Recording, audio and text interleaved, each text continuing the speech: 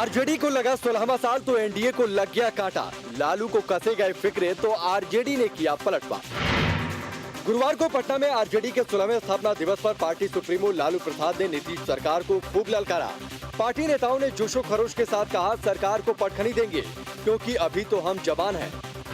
16 वर्ष के हैं अभी, बहुत यंग, अभी तो 18 वर्ष में पूरी जवानी आती है। हम बूढ़े कहाँ हैं, हम तो अभी नौजवान हैं।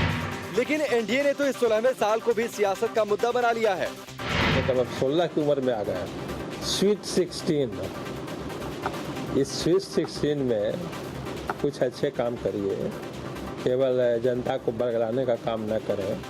16 साल के नौजवान होते तो कुछ बात भी समझ में आती। ये तो 16 साल इनकी जवानी नहीं है, 16 साल की बुढ़ापा। लालू एक बार फिर बिहार में पैर जमाने में जुटे हुए हैं, लेकिन पुराना शासनकाल उनका पीछा नहीं छोड़ रहा। यूपी के कई हिस्सों में लोगों को गर्मी से मिली राहत। एनसीआर में झूमकर बरसे बादल, लोगों के चेहरे पर लौटी मुस्कान।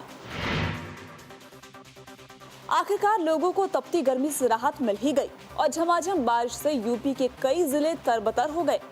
कब आएगा मॉनसून? क्या इस बार सूखा पड़ेगा? क्या इस बार बादल नहीं बरसेंगे? ऐसे कई सवाल कई दिनों से उमड़ घुमड़ रहे थे, लेकिन आसमान से बदरा गायब थे। अब बदरा छाए भी और बरस भी रहे हैं। एनसीआर सहित कई जिलों में तेज बारिश हुई और लोगों को चिलचिलाती गर्मी से राहत मिल गई। मौसम विभाग की माने तो अभी मानसून नहीं आया है और ये मानसून से पहले की बारिश है। मानसून 2 दिन बाद आएगा। झमाझम बारिश से न सिर्फ लोगों को गर्मी से राहत मिली, बल्कि किसानों के मुरझाए चेहरे भी खुशी से झूम उठे। धान की रोपाई का जो काम ठप हो गया था, बारिश के चलते वो फिर से शुरू हो गया है। बारिश की वजह से तापमान 4-5 डिग्री नीचे गिर गया। जाहिर है ऐसे में लोगों को गर्मी से राहत जरूर मिली है, साथ ही खेती के लिए भी मौसम बढ़िया हो गया। देवभूमि पर भारी पड़ रही है पहली बरसात। चंपावत में मां पूर्णागिरी के दरबार को जाने वाला मोटरमार्ग हुआ बंद।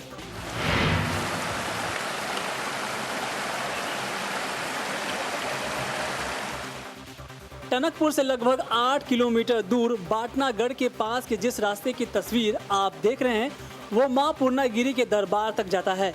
कल तक धड़ल्ले से इस रास्ते से गुजरकर श्रद्धालुओं की भीड़ मां के दर्शन के लिए जा रही थी, लेकिन पहली ही बारिश इस रास्ते के लिए आफत ले आई। बिसोरिया नाले में आए उफान के चलते पहाड़ों का मलबा सड़क पर आ गया है, जिससे पूरा रास्ता बंद हो गया है। दूर दराज के इलाकों से आए श्रद्धालुओं को मंदिर आने जाने में भारी मुसीबतों का सामना करना पड़ रहा है। हर साल बिसोरिया नाला इस रास्ते के लिए ऐसे ही मुसीबत लेकर आता है, लेकिन प्रशासन की ओर से इस समस्या का कोई स्थायी हल नहीं निकाला जाता। कानपुर में हुई पहली बारिश ने खोली प्रशासन की पोल। कई जगह सड़कें धंसी, होते होते बचे कई बड़े हादसे।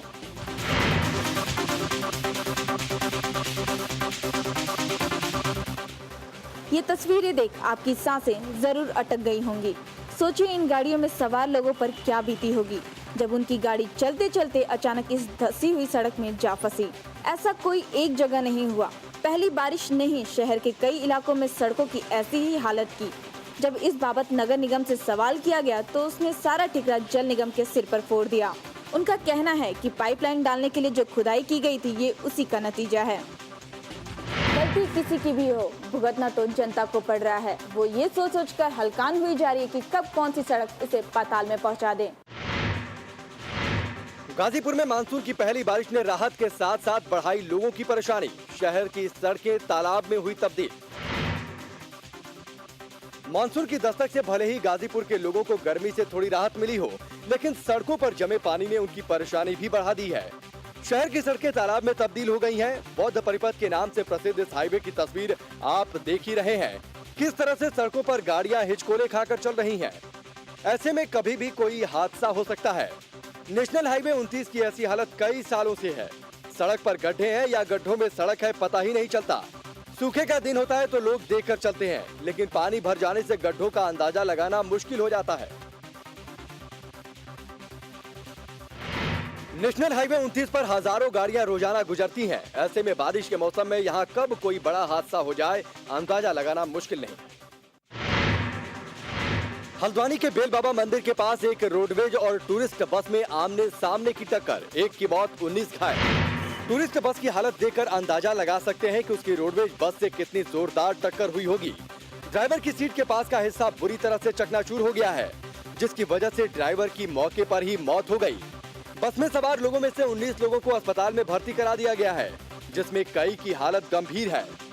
बताया जा रहा है कि ये घायल लोगों में से 14 लोग एक ही परिवार के हैं, जो मुक्तेश्वर जा रहे थे। रोडवेज बस की स्पीड काफी तेज थी, जिसके चलते ये हादसा हुआ है और एक शख्स को जान से हाथ धोना पड़ा है। मेरठ में कांवड़ियों से भरी बस ट्रक से टकराई, 3 की मौत, 8 जख्मी, अस्पताल में भर्ती। खून से लथपथ एक कर 11 कांवड़िए जब मेरठ के मेडिकल कॉलेज अस्पताल पहुंचे तो डॉक्टरों के भी होश उड़ गए। अस्पताल पहुंचने से पहले 3 की मौत हो चुकी थी।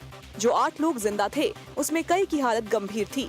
बाबा भोले के दर्शन के लिए जा रहे इन कांवड़ियों की बस मेरठ बाईपास पर सुबह करीब 4 बजे एक ट्रक से टकरा गई। बस में 50 से ज्यादा लोग सवार थे, 15 लोग तो छत पर भी बैठे थे। ट्रक से टक्कर होते ही बस में बैठे लोगों के बीच चीख पुकार मच गई। किसी तरह कंकर खेड़ा पुलिस और स्थानीय लोगों की मदद से इन लोगों को मेरठ के मेडिकल कॉलेज अस्पताल में भर्ती कराया गया, लेकिन तब तक 3 कांवड़ियों की मौत हो चुकी थी। मेरठ में बस वाले ने ट्रक में टक्कर मार दी थी, तो कुछ लोग ऊपर बैठे हुए थे वो तो गिर गए और जो अंदर बैठे थे कुछ उनके भी लग गई। ये हादसा ओवरटेक करने के चक्कर में हुआ। तेज रफ्तार से बस ड्राइवर ट्रक को ओवरटेक करने की फिराक में था कि तभी ट्रक से ये बस टकरा गई और ये हादसा हो गया।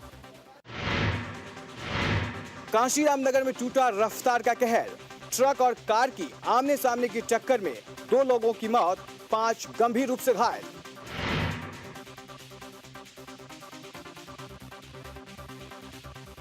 रफ्तार का नशा जब सिर चढ़कर बोलता है तो उसका अंजाम क्या होता है, इन तस्वीरों को देख अंदाजा लगाया जा सकता है। इस कार का एक हिस्सा पूरी तरह से चकनाचूर हो चुका है, जिससे अंदाजा लगाया जा सकता है कि इसमें सवार लोगों के साथ क्या बीती होगी। इस कार की ये हालत एक ट्रक से टक्कर के बाद हुई है। सोरो कोतवाली इलाके में बरेली मथुरा हाईवे पर यह हादसा हुआ। कार में सवार लोग जयपुर से एक धार्मिक अनुष्ठान में भाग लेने के लिए तीर्थ नगरी सोरो जा रहे थे। इसी दौरान ये हादसा हो गया, जिसमें 2 लोगों की मौत हो गई, जबकि 5 लोग घायल हो गए, जिन्हें इलाज के लिए जिला अस्पताल में भर्ती कराया गया है। बताया जा रहा है कि कार और ट्रक दोनों की रफ्तार बहुत तेज थी, जिसके चलते ये हादसा हुआ। गाजियाबाद में भी रफ्तार ने बरपाया कहर। शराब के नशे में धुत कार ड्राइवर ने जूस की दुकान में मारी टक्कर, 1 की मौत, 3 घायल।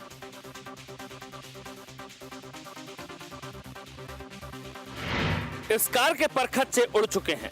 इस कार ने गन्ने के जूस की एक दुकान को टक्कर मारी और एक पेड़ से जा टकराई। इस हादसे में जहां जूस की दुकान चलाने वाले शख्स की मौत हो गई, वहीं कार में सवार 3 लोग बुरी तरह से घायल हो गए। कार के भीतर से शराब की बोतलें मिली हैं। माना जा रहा है कि कार में सवार लोगों ने बुरी तरह नशा कर रखा था, जिसके चलते ही ये हादसा हुआ। पुलिस ने गाड़ी जब्त कर ली है और उसमें सवार लोगों का मेडिकल कराने के बाद उनके खिलाफ कार्रवाई करने की तैयारी कर रही है। आजमगढ़ के स्वायमा अपहरण मामले में पुलिस को मिली बड़ी कामयाबी। आरोपी महिला चढ़ी पुलिस के हाथ थे, लेकिन स्वायमा का अभी तक कोई सुराग नहीं। 2 महीने हो गए स्वायमा को गायब हुए। उसके गम में उसकी बीमार मां ने चारपाई पकड़ ली है। घर वाले उसकी फोटो देख देख कर ही उसके होने का एहसास जिंदा रखे हुए हैं। स्वायमा के रिश्ते के बहाने उसके घर आई एक महिला ने कुछ नकाबपोश बदमाशों के साथ उसे अगवा कर लिया था। तब से उसका कोई सुराग नहीं मिला। जांच में जुटी पुलिस ने एक महिला को इस मामले में गिरफ्तार करने में कामयाबी हासिल कर ली है। पुलिस का दावा है कि इसी ने अपने साथियों के साथ स्वायमा का अपहरण किया है। स्वायमा के घर वालों ने इस मामले में 3 लोगों को नामजद किया था, जिसमें 2 महिलाएं थी। पुलिस का दावा है कि ये महिला उसी में से एक है। पुलिस का मानना है कि जल्द ही इस महिला के और साथी भी पुलिस की गिरफ्त में होंगे और स्वायमा भी जल्द ही अपने परिवार के बीच होगी।